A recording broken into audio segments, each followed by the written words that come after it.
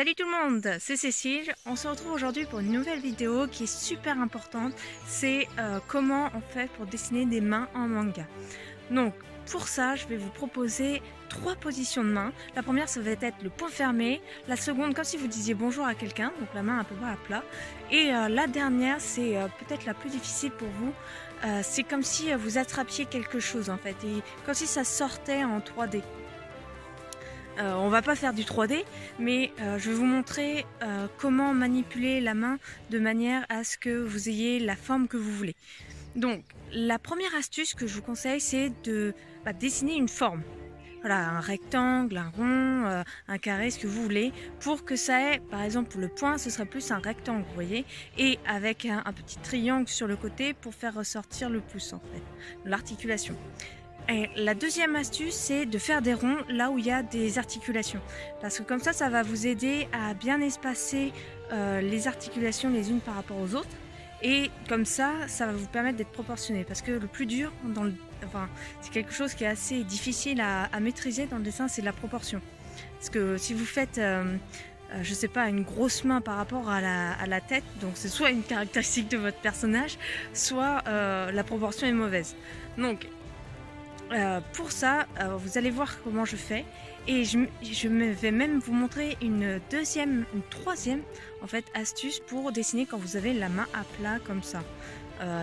L'astuce en fait, c'est de tracer des sortes de baguettes comme ça, comme si au final vous vouliez faire un éventail et que vous faites des baguettes, et vous tracez en fait les contours sans limiter le doigt, et ça va vous aider en fait à bien positionner la main si vous faites comme ça, plus ou moins écarté en fait. Donc on est parti pour la première forme de main.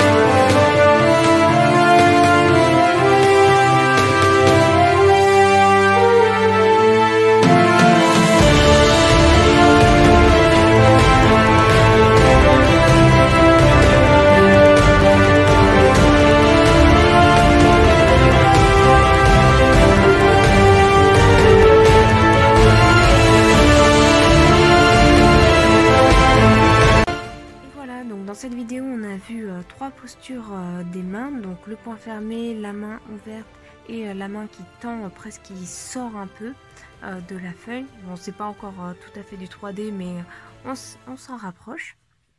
Même si là c'était pas l'objectif, l'objectif vraiment c'était de vous montrer comment manier la main en fait, de manière à ce que vous puissiez la dessiner comme vous le souhaitez. Donc la semaine prochaine on fera un point matériel.